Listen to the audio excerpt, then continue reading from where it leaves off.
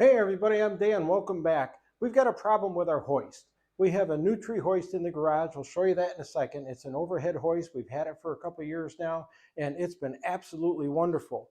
The problem we're having is our hoist controller.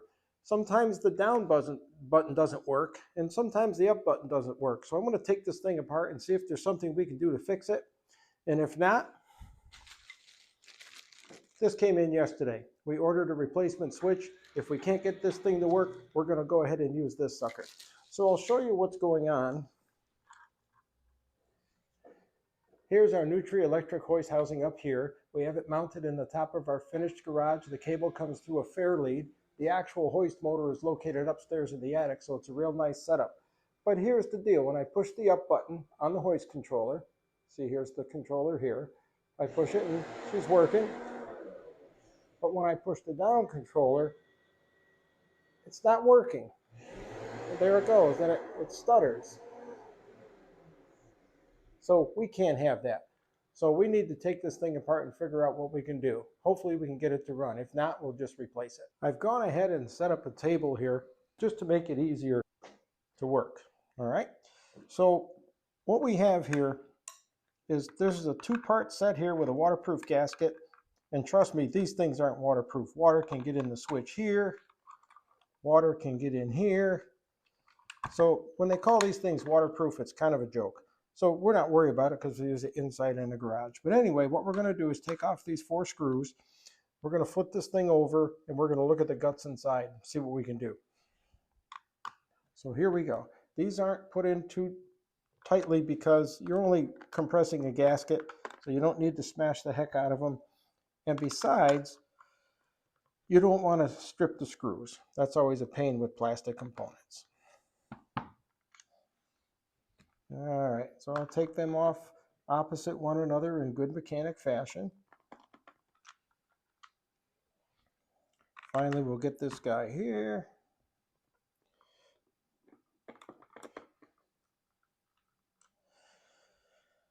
And again, I've gone ahead and shut the power off to this thing because you don't want any issues with power. You can either pull your hoist plug, you can shut off a circuit breaker. In our case, we have a dedicated switch we set up for it, so we just shut that off. So now we're going to pop this open. And there you go. This here is the waterproof gasket, which isn't doing much because, as I suspected, it's kind of dry. It has shrunk, it shrank, it split. So that's not doing much of anything, but we're not worried about it. Again, we use this inside a controlled environment, so it's not a big deal. But here is the hoist controller, and that's the wiring. I'm just going to take a look in the camera and make sure I got it set up here. We're going to come in just a little closer for you guys. There we go. All right. So the power is off, so here's the deal. We've got 3 wires. This is the power bus here. All right, this connector, this is where the power comes in and it waits to be completed to a circuit up in the hoist. If you push the up button, this and this get connected and the hoist motor starts to run up. If you push the down button, this contacts the bus here, which transmits power to the wire, up the hoist goes down. So that's just how that works right there. So we've gone ahead and double checked to make sure we have no power. I'm going to look at the wires. The wires right now look good. I don't see anything broken. I'm going to go ahead and just unscrew these wires. It takes a little bit to get that screwdriver in there. And this guy looks really good. I don't see any issues with that at all. That looks nice. Let's take off the up switch. This is the brown wire. Again, it looks really good. I don't see any issues with it at all. I'm going to put some dielectric grease on these when we put this thing back together. I'm going to take the down wire off now. And again, that looks really good. You can see that. You should be able to see that in the camera. No issues at all. So I'm going to leave that over here in its general down direction. Next, we've got 2 screws here. I'm going to unhook these suckers. When I unscrew these, we should be able to take this switch assembly right out. Maybe there's some issue there that we can't determine. What I'm guessing is we need to burnish the contactors a little bit, the contact points. So we'll see what we have to do here. Okay, that's loose, and I'll carefully take it out. So here's what we have down below. If I hold on to this here and I push that button, you should be able to see that that contactor goes up, and these two contact points would make a connection and cause the hoist to go down. Conversely, if we work this side, the hoist would go up. Now we have the other switch here, and I'm going to turn this portion of the switch around so you guys can see it in the camera. So what we've got here, we've got 1, 2, 3, 4 contact points. These are copper over here. This is probably brass or something over here. I don't see any problems with them. If I hold this correctly, I won't be able to show it to you in the camera. These copper terminals are a little higher than these brass terminals over here. So apparently, when we run the controller here, these little contactors can turn at an angle to complete the connection. I'm going to go ahead and take our Dremel, and I'm just going to put a little wire wheel on it, and I'm going to go ahead and just burnish these up because I don't see anything else wrong here, and that might be all we need. These things might be just too darn clean. If you're going to use a Dremel, this guy right here, make sure you wear safety glasses. My glasses are safety glasses. And I've got a little wire wheel put on here. And I'm just going to go ahead and gently burnish these, and just want to be careful I don't hit the wires.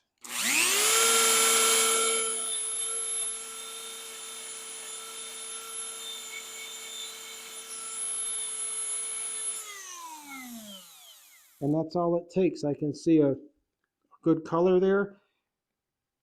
And that just abrades them enough. Maybe that'll make a difference.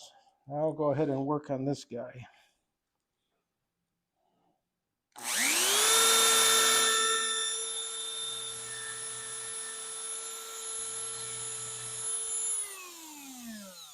I want to be careful that I don't hit my fingers.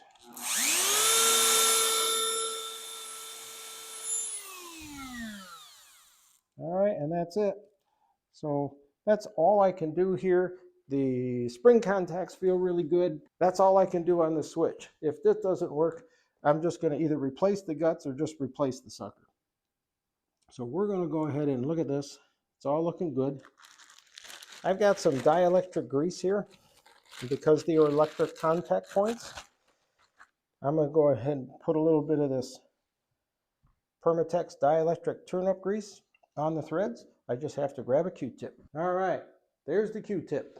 Awesome. Let's go ahead and put the grease on. I did check the wiring all the way through. We don't have any breaks or problems. Upstairs, where this thing connects to the hoist, is obviously not an issue because we've never had an issue up there. And the issue is only inside the switch itself. So what I'm doing is just putting a little bit of dielectric grease, like I always do when I'm working on wiring or automotive parts. And what I'm also going to do is I'm going to just put a little bit of this stuff on the wires too. So when we put it back together, they have a little bit of goop on them. I find that sometimes that helps with electronics of this nature. There you go. Hey guys, if you like this content, feel free to hit the like button for us. That really helps us out. And if you want to consider subscribing, if you want to see more of this kind of thing and share it with your friends, etc., and your circle, hey, feel free, just hit that subscribe button. Now I'm just checking everything. It all looks good. Whoops, good thing we have a towel down. We're going to put this back the way we found it, which is this orientation here. Now I'm going to take the 2 screws that I took out of the center, and we're going to bind that back into position. When I screw these down, I'm just going to go gently, and I'm going to go firm, but I don't want to over tighten this. Oops, I see our wires caught there a little bit. It shouldn't be an issue, but we'll take it out of there. All right, there's one screw. We'll put the screw in the bus bar over here.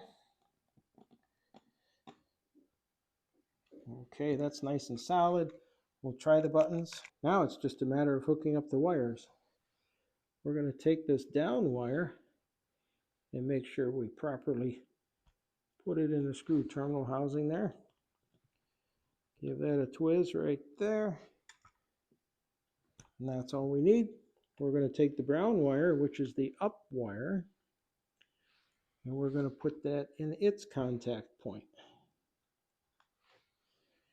There we go.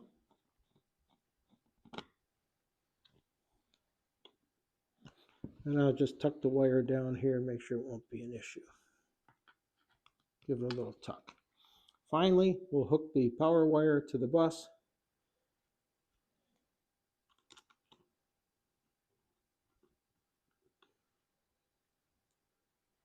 Okay.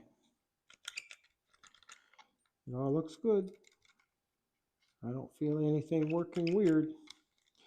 All right, so now we're going to flip this over. We'll put this unit back together.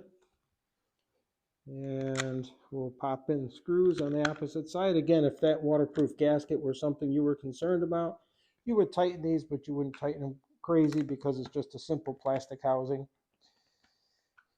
We're not worried about it because our garage stays high and dry, and we hope it always stays high and dry.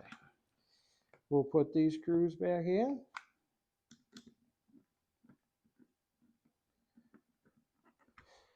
And there we are. We're all put together. So the only thing left to do is to turn on the power. And let's see how well this operates the hoist. All right, so here we go. Let's go ahead and go up with it and see how we do with it. Oh, that works sweet. Maybe that's all it was. Now I'm going to try down. Look at that. I'm not even pushing the down button all the way and it contacts fine. Oh, that is fantastic. That just works so well. We've got our spreader bar. We've shortened it up. We've purchased a couple lifting rings and some new shackles to spiff it up. This thing is so handy. But look how nice that works. Oh, that's great. Oh, Mary is going to be so happy. She's usually the one running the hoist. So she'll be very happy that this is fixed. I'd say that was a success. So there you go, folks. We were very lucky. I thought we were going to have a problem with this, and I thought we might have had to work and put on this new hoist controller. We're going to put that inside and save it in a nice, cool environment inside the house. This thing is working awesome. Push the button, down she goes.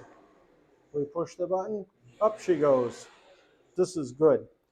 You can do something like this. These things cost about 10 bucks, but I decided to take a little time because if there's always an occasion where maybe I can fix something, I'd rather fix it than just buy new. And I don't mind buying things if we need them, but sometimes all you need is just a little ingenuity, throw a few mechanical principles at something, and you make it really work out. Thanks for watching. Again, if you enjoyed this, hey, throw a comment and tell me what you think. Tell us what you think about what we're doing here. Please consider subscribing if this is something you like, and hey, definitely share it with your circle. Until the next video, thanks for stopping by.